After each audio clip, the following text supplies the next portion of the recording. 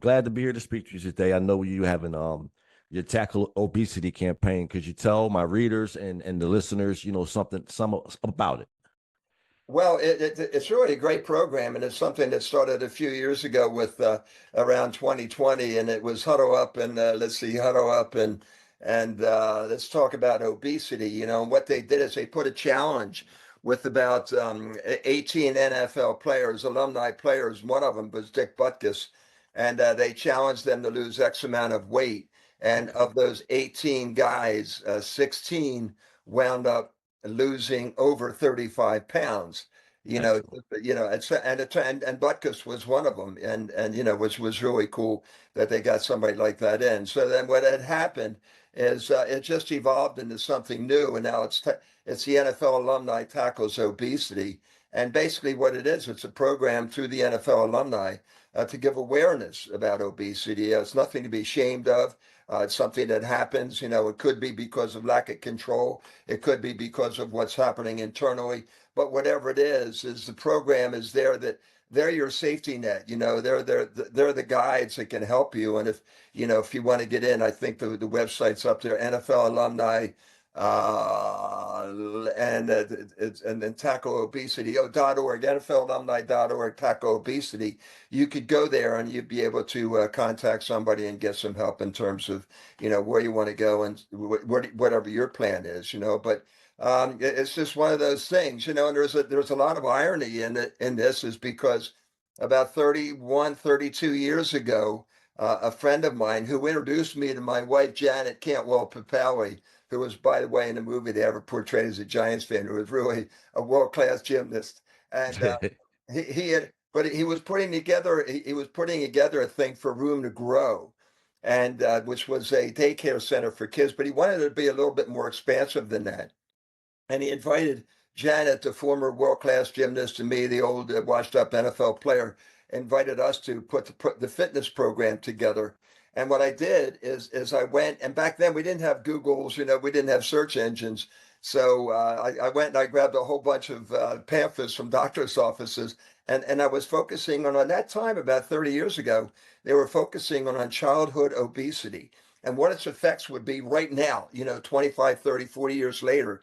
And now you can just sort of see it all happening and getting to this point, and it's something that it's a health issue and something we need to deal with, and certainly, for those that are afflicted or suffering from this, there's help out there for them, but they really need to do something about it because there are some health issues that are involved. You could take a look at me and say, well, I'm now 195, 196. I'm You three look great. under my playing weight. Thank you. Yeah, thank you very much. But I hit 230 at one point. All of a Okay. sudden and I had kids. I got sloppy. I was doing whatever the things were that I shouldn't have done, and I wasn't leading what they would call quote unquote healthy lifestyle. And I went back to it, and Janet, my wife Janet, she's really into that kind of a thing, healthy eating, and I wound up losing 35, 40 pounds, and I know my paisan out there, Richard Walker. This guy when I first met him, and now he's lost over 100 pounds for crying out loud. And it's That's excellent. the program he's on there, and it's about it's about teamwork. You don't have to go through this alone. It's like anybody that's part of a team. You've got teammates out there, and the alumni is there for you. Again, it's NFLalumni.org / tackle obesity, and that's where you can go for some help.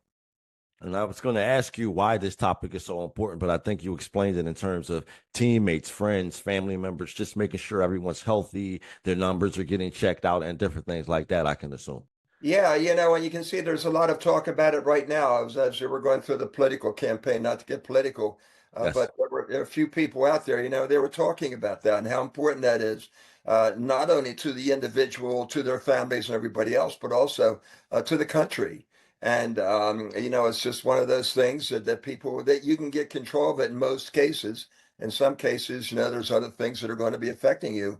But I would say the majority of the cases, it's something you can control with self-discipline and help and teamwork. and we're there to help you out with the NFL alumni. What are some of the things that you do to, I guess, personally tackle obesity? I know for myself, I try to run or walk about 4 or 5 miles a day. I try to make sure I, 2 or 3 liters of water a day. Like you said, your weight, I ballooned up to about two something and started having chest pains, and my body started to ache and things like that. So what do you do? Like I said, you look great at this age, to keep yourself toned, fit, and right. Well, I'm going to be 79 and 79 nine in February, and I've got two children. Two children, one, and they're not my grandkids. One is 30, my daughter Gabrielle, and my son Vinny, Right. who plays in the UFL, played in USFL. Vinny's 28. And so there that's one of my motivations. Mostly what it is a healthy lifestyle. With my knees, I was back in the day. I was a pole vaulter, long jumper, triple jumper, high hurdler, and all that kind of stuff. So my knees were pretty well shot. So I've had them done, and ironically, they were done by the same doctor that worked with Dick Butkus. But I try to lead a healthy lifestyle. My wife Janet is into that. She's really into it, and in terms of the food, and and everybody's saying it's all coming from the gut. So I try to watch what I'm eating, and the exercise aspect has to come in.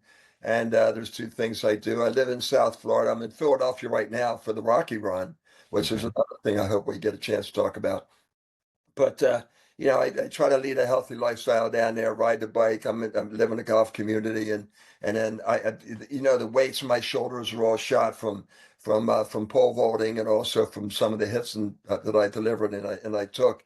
And so I use the bands. I've got a band workout and a dumbbell workout, and a little trampoline that I use that I can run on without my knees and get that cardio, because in my head, this that's where it is. So, and the whole full NFL thing, it was all starting with Rocky. So I always and my kids, which was really cool, when they were born, I lived right around the corner from the art museum, Okay. which is obviously famous because that's the steps that Rocky went up, and he's up on the top of the up in Yes, the, sir. up the steps, and that's where the run's all going to be in a couple of days. Well, can we segue to that? Can you tell my readers, some our listeners, about the Rocky Run, what the Yeah. part play in it, and the importance of it? Oh, it's really well, they're they've got that, and they brought diabetes into their side of it too, as well, on the Philadelphia side. But it's something that everybody is so proud of. There's going to be 100,000 racers there, and there's several different races that start at 7 o'clock in the morning, from a 5K to a 10K to a half marathon, and then you've got this Stallone challenge, you've got this challenge, you got that challenge, but it's all going to be right there at those iconic steps that everybody wants to come to when they come into Philadelphia. The first thing they want to do is we got to run up the steps, and the great irony again is using that word is that when my kids were born in Philadelphia, we grew up just a par five from those steps, and I'm going to go back there, and it's going to be really cool to be there.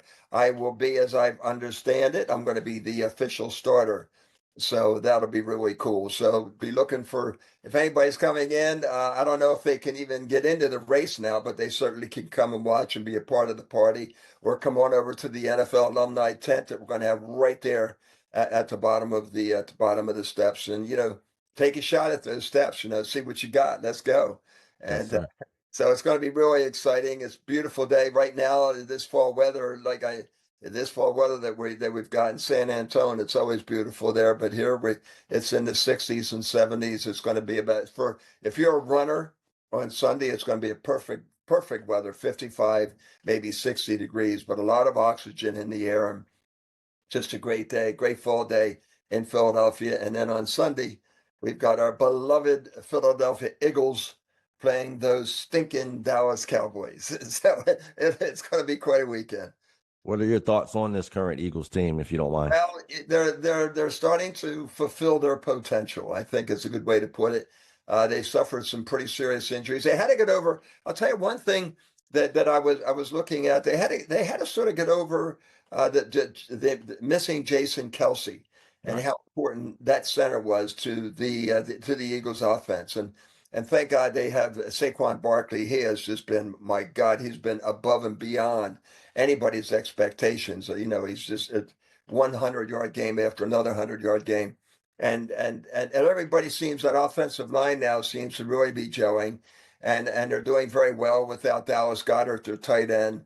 And they're really only down to two wide receivers, and that's AJ Smith and Devontae Smith. I mean, AJ Brown and Right. Devontae Smith. And AJ, I don't even know what his status is this week. So, you know, and Jalen is, each week he's getting a little bit better, and his legs are beginning to become a part of the game. If you saw the game last night, and you, oh my God, it was just insane what Baltimore was doing running that ball.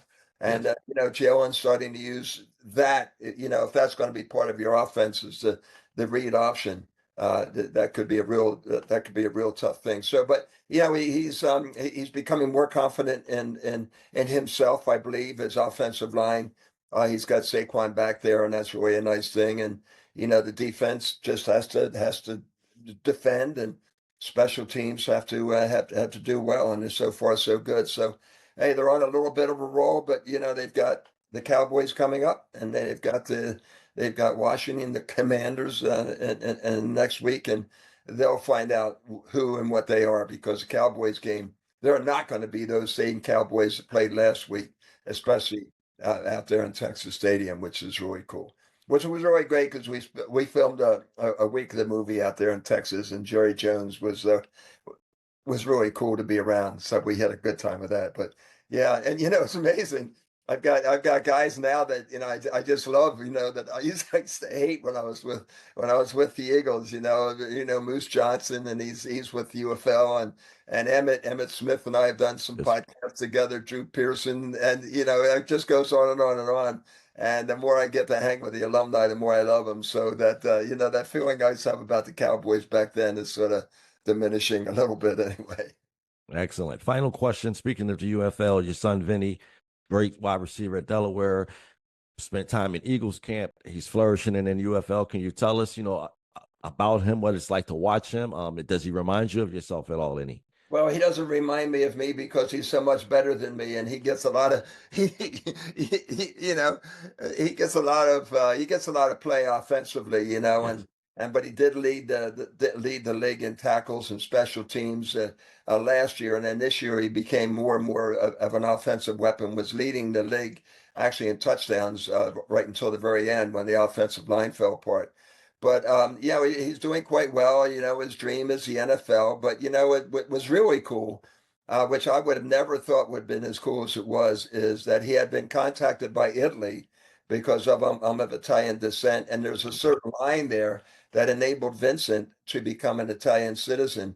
And by doing that, and he was contacted by the Italian Olympic flag football team, and now Okay. he plays for them, and he played in the World Championship in Helsinki, Finland, just about 6 weeks ago, and just ripped it up. I mean, he just tore it apart. There were 32 teams, and it looks like now he'll be representing Italy in flag football, unless something happens with me here in the United States, with their flag football. The NFL is going to really embracing it, and I know Richard's a big part of that. But he's doing quite well, but he's working on his master's degree, and I got my, so whatever, my daughter Gabriella, they're both getting married next spring. And my Gabby worked with the 76ers and did all their entertainment until COVID. And then she found the man of her life. And there it is. So here I am, looking to become a grandfather. And Janet, I can hear her upstairs. She's just ready to rock and roll, man. When she gets into Philadelphia, she just tears it apart. So Uh, it's a lot of fun. There's a lot of excitement, because we're a jock family. I mean, we're all about sports, and to see my kids, whatever they do, and especially see Vinny and a couple of the catches and touchdowns he made, it's just like, oh my God, I can't believe it. So much better than his old man, that's for damn sure. So well, congratulations to you and your family's success, and thank you so much for taking a we few minutes to appreciate you. speak with me. Thank you. This is going to be Thank you so much, sir. got it. Thank you. Appreciate you. Yes. We appreciate you.